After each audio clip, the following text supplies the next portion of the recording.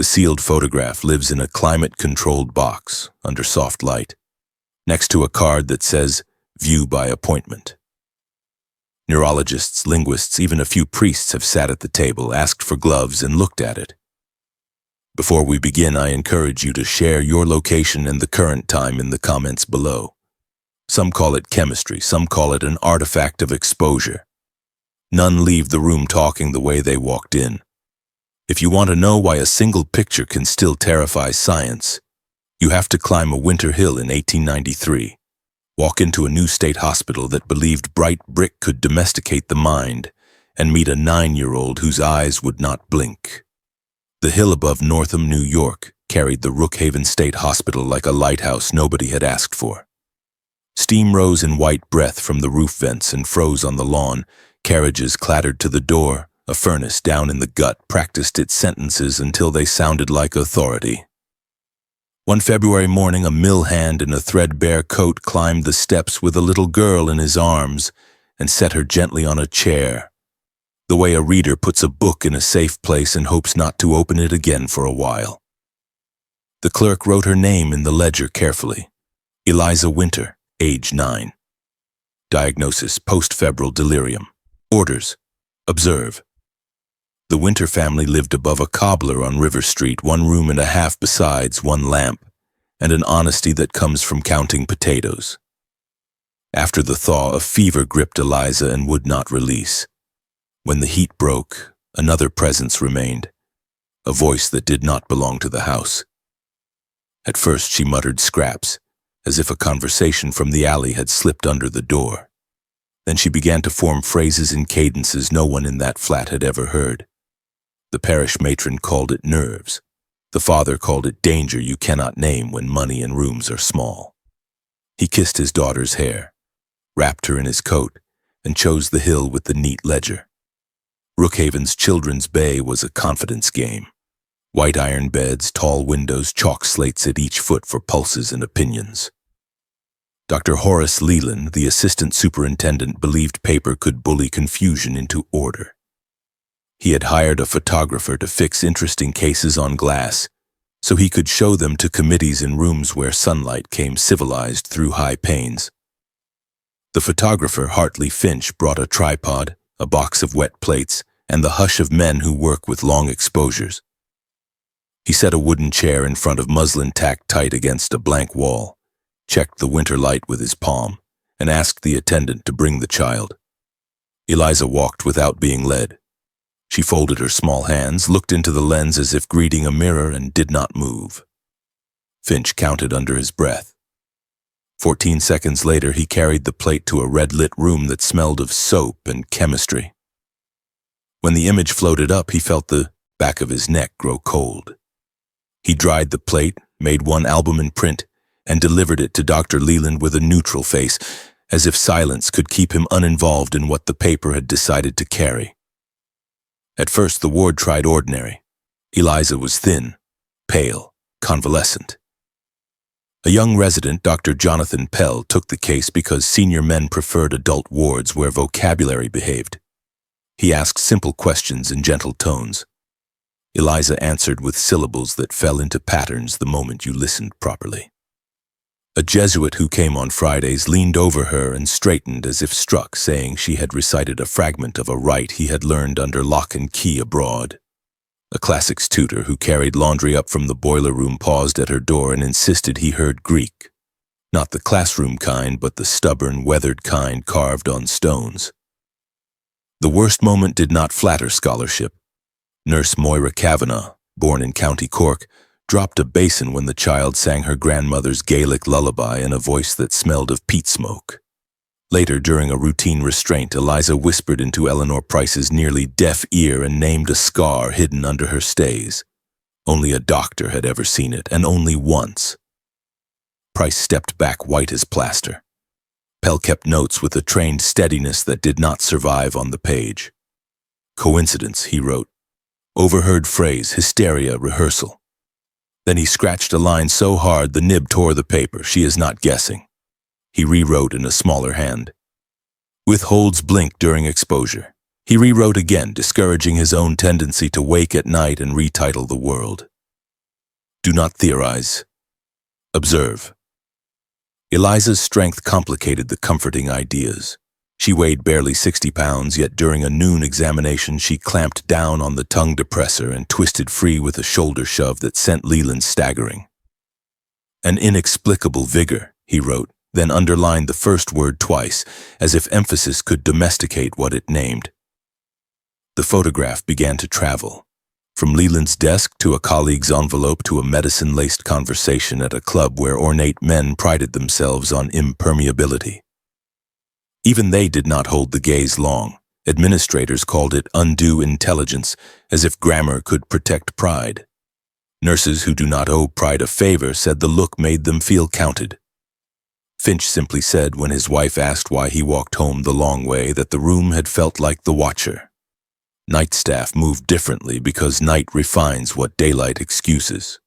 Samuel Draper, the porter, walked the north corridor with a lantern that smoked if he hurried. Some nights the flame laid itself flat like a coin on a table and refused to tremble. He said later the quiet on that stretch did not feel empty. It felt attentive. Without anyone formally deciding, the window at the corridor's end was latched after every round, even in June. A Mary Jane shoe turned, up backward under Eliza's bed. A faint ash smell slipped across the ward when no fire had been lit. One dry morning, frost feathered inside the glass. Kavanaugh pressed her palm there the way one confirms a true name. "It will pass," she told the room as if the room had asked. Skeptics supplied comfort with clean phrases. Fever teaches imitation. Adults embroider. Language wants to masquerade. Those sentences worked in parlors. In the ward, they came apart. Kavanaugh's lullaby had too much hearth in it. Price's hidden scar refused parlor logic. And the photograph lay in its folder like a coal that refused to cool. People accustomed to pleading for resources discovered themselves pleading for vocabulary. Undue intelligence lost its perfume. Pell tried to impose the only discipline he trusted, routine. He placed common objects on a tray and asked for names. Eliza answered politely, exactly, and then slid into another tense and tongue as if a visitor had arrived behind him. He asked her to repeat. She laughed, not cruelly, more like a woman indulging a boy who loved the sound of his own Latin. He walked off his irritation by buying shoelaces he did not need downtown. Lists, he told himself, not legends. Leland hid in policy. He wrote memoranda, tightened visiting rules, banned uninvited clergy and the curious tutor, and sharpened his pen over a manuscript he hoped would turn this trouble into print. A case of glossolalia, following febrile delirium in a child. He failed to send it. The adjective inexplicable insulted him. The alternative unsatisfactory satisfied no one. He opened his ledger to Eliza's line and found his hand blushing over the blank under disposition. He closed the book. Later, a fainter hand would write transferred and a clerk would pumice the paper thin, as stationers do when they mend mistakes. In strong light, that place still glows like water. Meanwhile, the photograph made a second appearance because craftsmen cannot resist trying for a cleaner print when the first unsettles them. Finch developed another sheet from the same plate. In the upper left, where blank wall should have lived, a shadow gathered, a soft slant like a bowed head listening. You can call it emulsion, thumb, dust. Finch called it an envelope and carried both prints to Pell with a note on the flap. Do not open unless you mean to look. You think you want the answer now. Fever, fraud, possession, convergence, illusion. But part 1 ends where the hospital understood it had wandered onto a road with no mile markers. The first of 3 days was already walking uphill to meet them, a scholar with a notebook and good manners, a night porter whose breath would make a thread in warm air, a superintendent who would soon choose a word because blank frightened him more than falsehood. For now, what frightens science is smaller and more stubborn than doctrine. It is a child who sat still for 14 seconds, a man who rocked a tray and felt watched, and a picture that teaches polite rooms to lower their voices. The rest will wait. The photograph knows how. The hill chose its hour, not theirs. The first sign arrived dressed as courtesy. A scholar with a notebook and a coat too thin for the wind. The second padded in at 2 o'clock with a porter's lantern, breath turning to thread in air that should have been warm. The third lay open on a superintendent's desk, a ledger line waiting like a mouth that refused the word it was supposed to say. The staff still believed the case could be folded into categories. The case had begun believing otherwise. The scholar introduced himself as Lionel Ashe of Madison, a lecturer who understood that rooms have tones and wise guests match them. He offered letters from 2 sensible men. Pell allowed him a chair and the use of his ears. Ashe began on home ground, Latin that felt like polished wood. Eliza answered in a church Latin no one in Northam taught, and did not smile. Ashe shifted to Greek and found his footing gone, vowels roughened, cadence wrong in ways that reminded him of inscriptions Weather had argued with. He tried 2 lines from Homer. She responded with something that behaved like prayer, not quotation. Pleased by his own audacity, Ashe produced a scrap from his pocket notebook. Sounds transcribed from an Etruscan bowl he had once copied in a museum because stubbornness pleased him.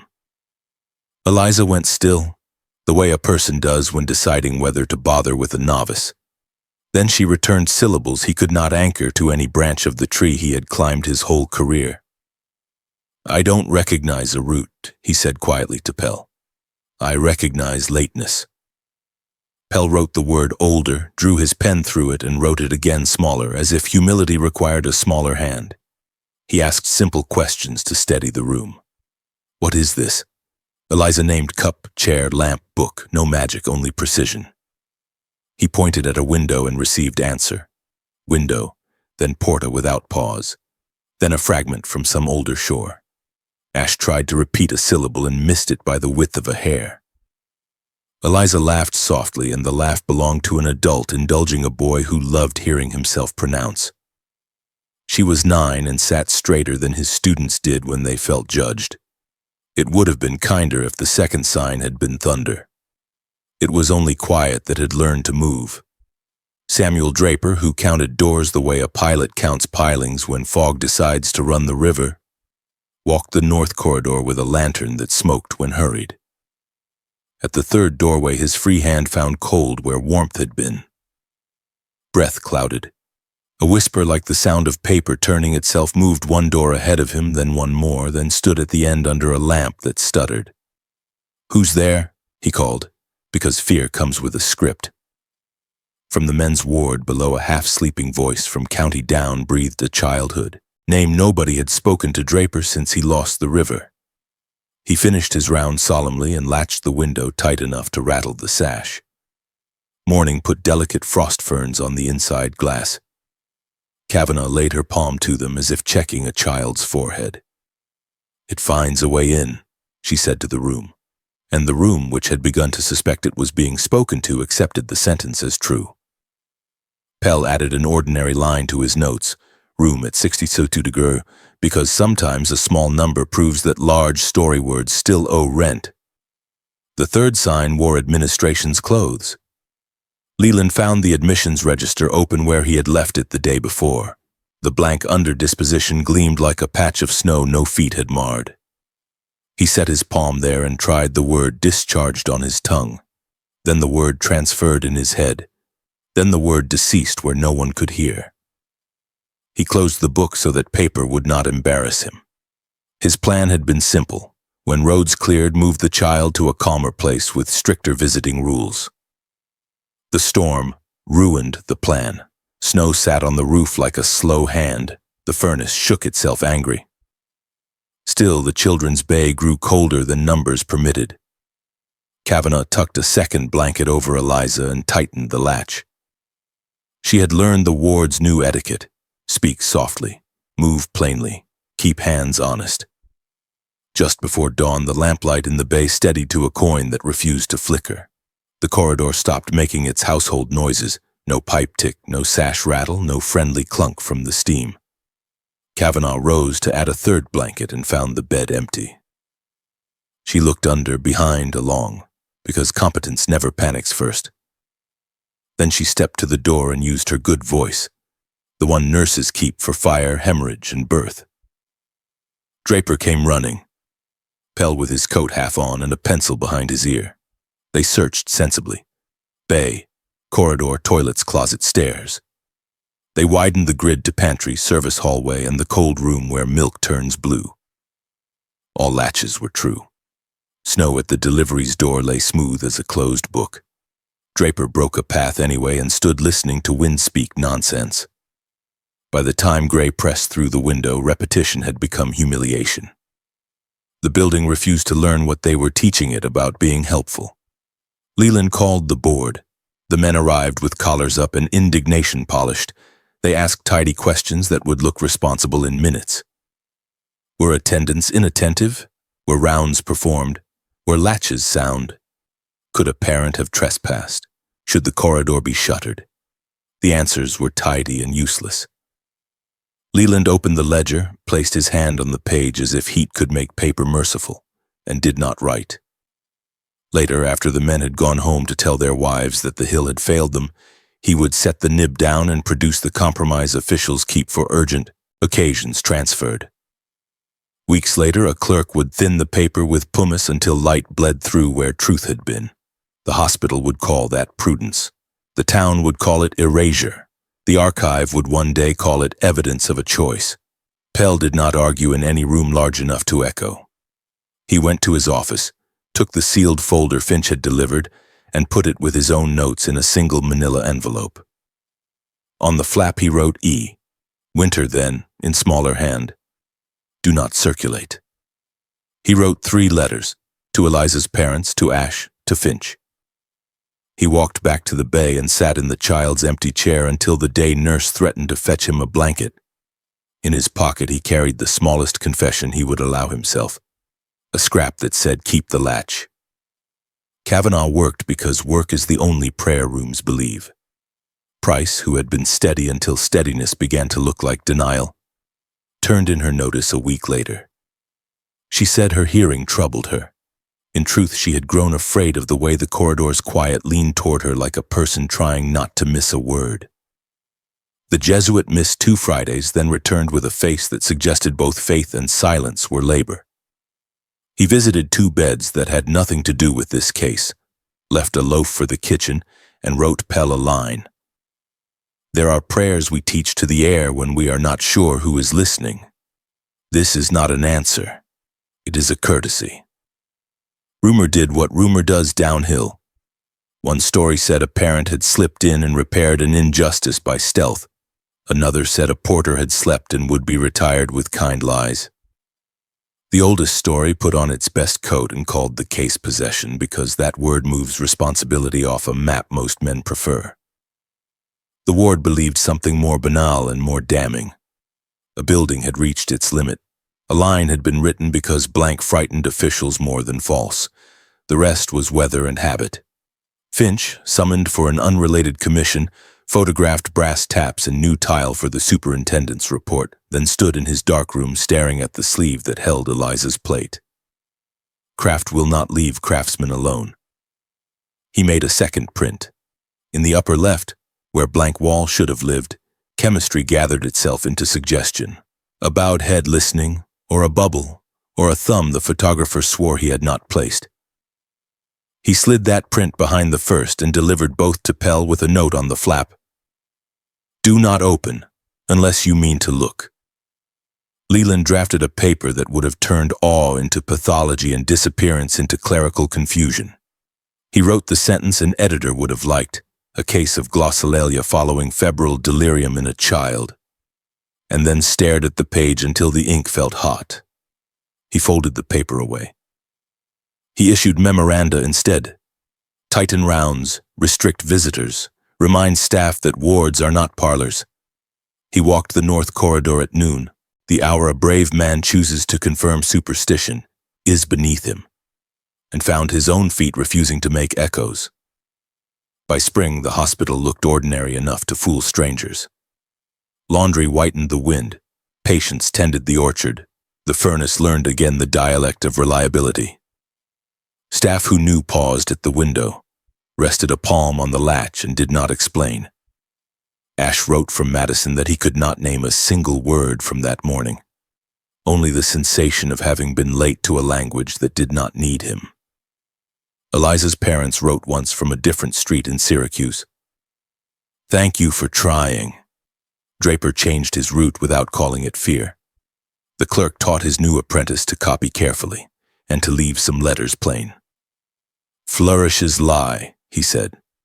Science did not end. It bowed without admitting it had bowed. The case did not end. It moved rooms. The photograph did not explain. It waited. What frightened experts most was not any single anomaly. It was the pile of careful, ordinary things that refused to collapse. A kept latch, a missing blink, frost on the wrong side of glass, a ledger thinned to light, and a picture that taught polite men to lower their voices. Whatever Eliza had been saying, or whatever had been saying through Eliza, the Hill had learned a rule that would last longer than budgets and names. When a room grows older than its walls, keep the latch, keep the notes, and keep your hand ready for the door you cannot yet see opening. The days after the disappearance behaved like ordinary because that was the only kindness the Hill could offer. Breakfast arrived at the hour it always had. The furnace resumed its honest clatter. The chart at the foot of an empty bed stayed wiped so clean the slate looked like ice. Staff learned to tell strangers with the tone used for weather that the matter was under review. Inside the wards, reality shrank to what hands could do. Lift, turn, calm, right, and without announcing it, keep the north latch. Leland filled the gap with administration. He convened a private inquest that stacked proper questions like plates. Were windows secure? Were rounds kept? Did anyone sleep? Could a parent have trespassed? Should the children's corridor be shuttered? The answers were tidy and useless. Double latches were ordered. The carpenter installed them by noon. That night the corridor paused on its own schedule anyway. A hush moved as if listening carefully to the sentence it hoped someone would speak. No one spoke it. Price departed quietly. The way competent people leave when staying would injure the competence they like about themselves. She told friends her hearing had worsened and that she preferred a life measured by ink and paper. She married a printer who smelled of oil and sleep. When talk in the new parlor reached for the Hill, she set down a teacup and said only that some rooms learn to listen and that listening changes what they hear. Pell resisted, legend by acting like a clerk of conscience. He boxed his case notes, Finch's 2 prints, Ash's letters, a Winter line from the Jesuit, and a page from Eliza's father, "Thank you for trying," into a single packet. On the flap he wrote E. Winter and in smaller hand, "Do not circulate." Then he added 2 words he did not explain to anyone yet. Not yet. He slid the packet into a drawer that stuck in damp weather, locked it, and mailed the key to himself in town. This looked superstitious. It was a way to make time join the staff. Ash returned to Madison with lungs that did not love lake wind and a notebook that no longer admired its own certainty. He lectured about meter and inscription and once faltered, unable to make a student's confident declension sound true. He wrote to Pell that he did not recognize a single word he had heard from the child in the ward, only the sensation of having arrived late to a language that did not need him. He apologized for the romance of that sentence and left it on the page anyway. Finch photographed weddings and boilers and the good river under ice. He stopped accepting hospital work without making a speech about it. At home he wrapped 2 albumin prints in tissue and wrote in his careful hand, "Do not show unless you mean to look." He tucked the packet into a family Bible between a birth and a death, so the house would know where to find it if a future argued for proof. Winter bowed out. Spring found the orchard, music hour, and a way for the day room to inherit Eliza's space without turning it into a shrine. Kavanaugh trained a new nurse, Josephine Hales, who wanted the truth in 1 dose. Kavanaugh poured the smallest that would not hurt. The child spoke to the air as to a respected person, she said. "I have worked beside men who cannot manage that with the living." Hales learned the tour by touch. When they reached the north window, she put her palm on the latch because bodies can be taught to remember even when minds argue. The photograph began its plane travel. A county medical officer borrowed it for a meeting in Albany on clinical curiosities. Men in precise coats examined the print under a good lamp. 2 concluded that a child could be trained to sit very still. A third looked too long and said the eyes felt like being counted. He went home less eager to pronounce. The print returned to its envelope with string retied. Paper had gained a small victory. It had not been turned into a lantern show. Time rearranged the hospital's sentences. Leland died of the sort of heart a man grows from locking too many drawers. His successor, Dr. Marion Salt, believed in open doors and practical light. She kept the music hour, planted more trees than budgets recommended, and let grief sit in day rooms without diagnosis when it asked politely. If she knew the full story, she declined to make it a training parable. She touched the north latch during rounds without offering commentary. The gesture taught better than a memo. In the county seat, a woman named Miriam Ellsworth kept the archives with the economy of someone who respects both paper and Winter. She wrote labels in a square hand and believed some boxes were best opened by better readers than any of them currently were. In 1905, a packet arrived addressed in Jonathan Pell's hand. Ellsworth wrote a card. R 1893W, restricted view by appointment. On the flap someone had penciled "not yet." She left it. Once a month she lifted the envelope, dusted the shelf, and put it back. That ritual is what patient towns call progress. Visitors came who meant well. A curator from the capital arrived with a briefcase and phrases like specimens and period look. Ellsworth set the album in print on green baize, turned the lamp to clarity rather than drama, and left him with his breath. He looked, named chemistry, said privacy, and rode home to write no letter. A woman from County Cork asked for parish registers and left days later, having seen nothing she could describe but feeling herself counted in the right way. She mailed tea at Christmas and thanked the room for keeping patience. The latch ritual moved forward without minutes to protect it. New nurses learned to rest a hand there at the end of the tour as if greeting a neighbor. The day room learned to place a chair where the empty bed had been, and to let light gather there without guilt. Teenagers trespassed as teenagers will, and came away with stories that sounded silly at noon and less silly after lights. A policeman told them nothing about ghosts and a little about manners. The seam stitched itself into habits until only trained hands could find it. Years added other griefs and mercies because a building does not specialize. A seamstress married a gardener under the orchard's shade with 2 attendants as witnesses and a violin borrowed from the hymns. An old man painted the same hen 50 times because repetition calmed his heart. A storm opened a hole above the main stair, and for 1 week light poured down like explanation, then left like explanation, and the staff laughed at themselves and kept going. In 1919, Ellsworth finally opened Pell's envelope. The room was empty. The radiators clicked like patient metronomes. She laid the photographs together.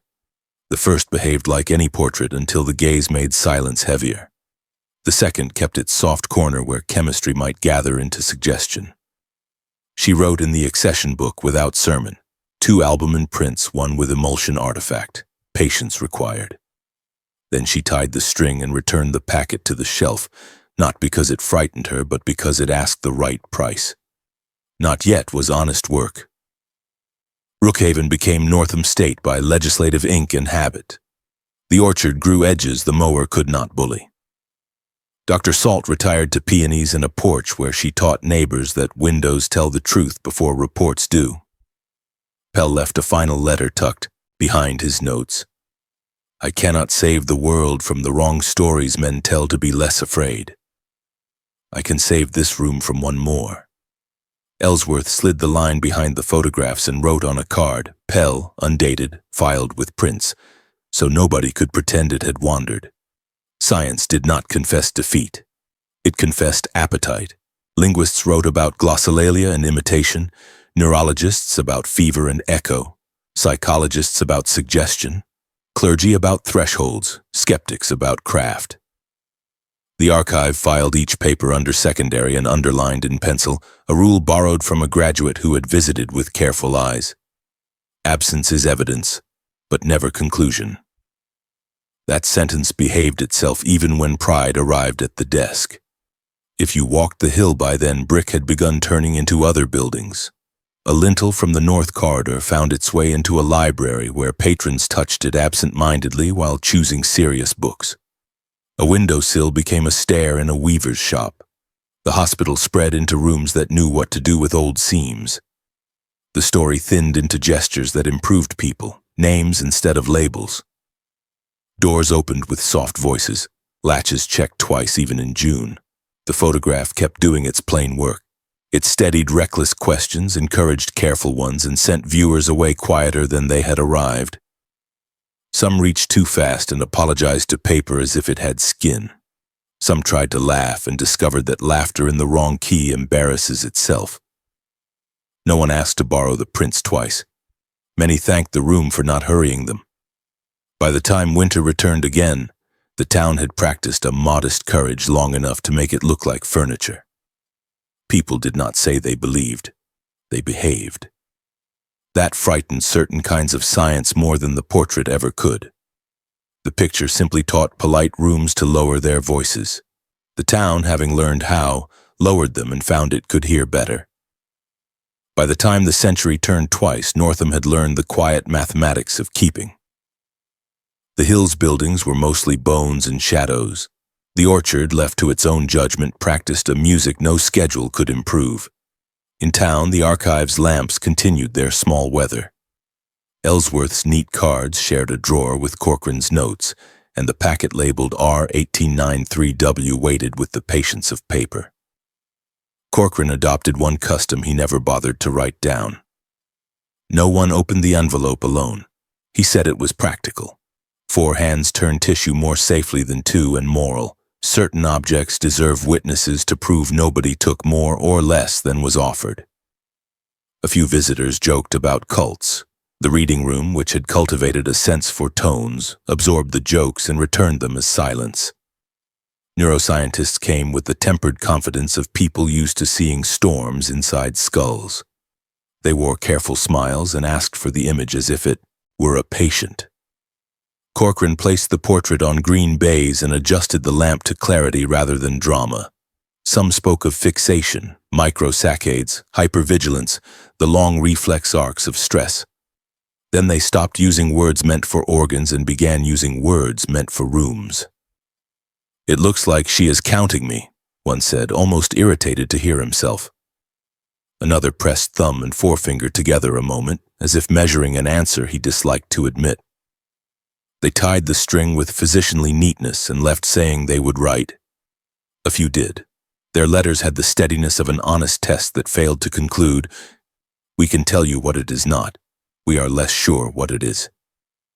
Linguists brought soft pencils and a hope as old as philology. They leaned close, searching for micro-movements that might explain memory at work. Corcoran encouraged caution with a sentence he credited to Ellsworth. "Photographs are not evidence of anything but patience. You bring the rest." Some visitors bristled and recovered. A few asked permission to play audio they carried. A fragment of liturgy, a chant, a melody a grandmother had kept in exile. The room listened the way good rooms do.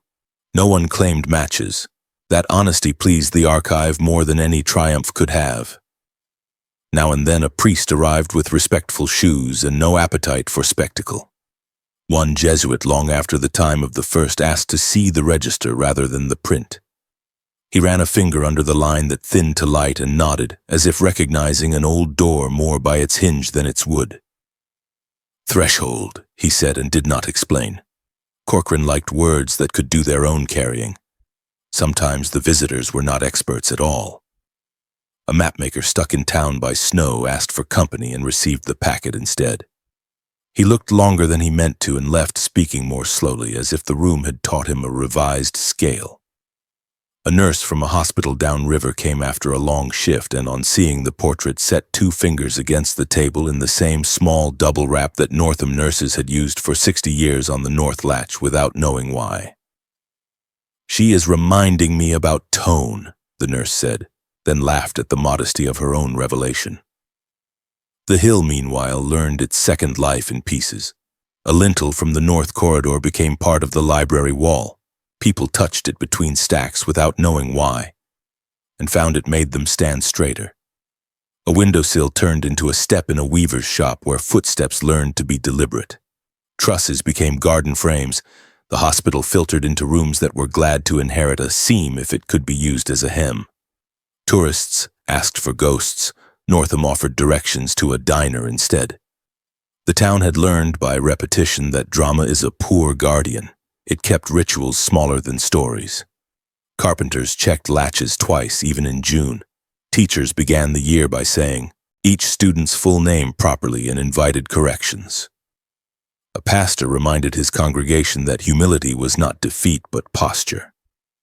Parents taught children to knock before entering any room, including the one inside themselves. You could live in Northam for a decade without hearing Eliza's name and still be shaped by what she'd left behind. A magazine once wanted a center spread. The 9-year-old who terrifies science. Corcoran declined reprinting and offered a paragraph instead. Science, he wrote, is not terrified by anomalies. It is improved by patience. If anything frightens us here, it is our own haste to reach a verdict when a posture would do. The editor printed something louder. Viewers clicked, argued, moved on. The packet stayed where it always had. Once a skeptic determined to cure the archive of romance arrived with measurements and a portable rig for testing eye tracking on historic portraits. Corcoran let him talk the way rain lets a roof prove itself. After an hour, the visitor relaxed into good manners. He looked again, this time like a person rather than a paper. "You know," he said, "I came to ask what happened. You keep answering how to behave." "It's the only part that keeps," Corcoran said. The man laughed, made a note to steal the line, and sent, months later, an article that said nothing embarrassing and everything useful. Our field can model saccades. We are less practiced at describing the way certain images change a room's temperature. There were small additions to the file that pleased orderly minds. Ash's page, found among his papers years after he died, arrived in an envelope that smelled of old glue. On it he had written, in smaller letters than his reputation liked, "I did not recognize a word. I recognized lateness." Corcoran mounted the scrap on acid-free stock and filed it behind the Jesuits' line about thresholds. He did not curate a display. He let 2 sentences keep each other honest. A class from the high school visited on a day when snow taught the streets to whisper. The teacher, allergic to melodrama, asked Corcoran to show them what a responsible room looks like. He set out maps, a stern ledger, and the packet. He let the students feel the weight of gloves, ties, and rules. He did not open the envelope. One girl asked, disappointed, whether ghosts lived in boxes. "I have never catalogued one," Corcoran said. After the laughter, he added, "Some rooms are older than their walls. Good manners help." The girl wrote the sentence down in the margin of her worksheet and thought about it later while apologizing to her brother more carefully than usual. For years, the hospital's ruin weathered storms with dignity, then finally settled. Vines found the last stubborn bricks and made peace. Owls refined their patrols. The foundation lines drew maps for kids who liked to run. People paused where the north window had been and touched air with the same absent-minded respect once given to wood and iron. Rituals are what bodies do when memory knows better than narration. What terrifies science here is not a demon in a corridor or a vocabulary no lab owns. It is the discovery that one carefully documented anomaly can force an institution, then a town, to change its questions from "what happened" to "how shall we behave?" The first invites arguments that bring heat and leave little light.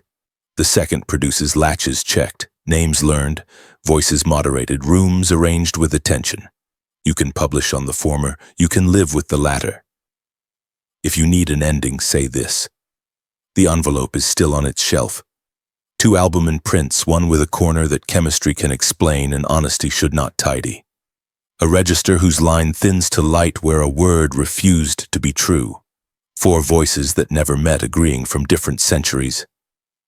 Ash's lateness, the Jesuits' threshold. Pell's not yet, Kavanagh's old. None of them require belief, all of them require care. Or if you want something you can carry without bending it, use Northam's final practice. When you come to a door, brick, paper, or human, knock softly. Speak a name with accuracy before you speak any opinion. Keep a hand ready for the latch even in months when latches are decoration. If the room feels older than its walls, lower your voice. If a photograph teaches you nothing but patience, accept the lesson and thank the teacher. People still ask Corcoran, gently or not, what the picture proves. He answers as archivists must. It proves that someone sat still for 14 seconds in 1893, that a man rocked a tray and learned his craft could look back, that a hospital revised its posture because its categories could not carry the weight, and that a town made courtesy outlast legend. The rest is weather, useful to talk about, unhelpful to fight. The last time the envelope was opened this year, a mother and grown son signed the log. He worked in a lab that treats seizures with light. She taught first graders how to spell the sounds their mouths already knew. They looked without hurry. The son named blink suppression and then shyly said that the gaze made him want to be a better technician. The mother traced the air an inch above the paper the way you hover a hand above a baking sheet, and said she would teach her students to say each other's names slower. Corcoran tied the string. Outside, snow tapped the windows like someone practicing patience. The photograph remains the single most persuasive artifact in the file, not because it answers anything, but because it summons the only honest ending Northam trusts. We began with a hill, a chair, a camera, a child who would not blink, and a tray rocked by a man who expected to own what he saw. We end with a town that learned a modest courage. To keep names, to keep latches, to keep rooms from deciding for us what kind of people we will be. If you visit, the room will offer you gloves and a lamp and a picture that does not bargain. Look as long as you can. When you are finished, smooth the tissue, tie the string, and carry the practice home. Science will not be terrified. It will be improved. And the 9-year-old in the chair will go on doing what she has done for more than a century, looking as if she knows we are late and as if she can still wait for us to catch up.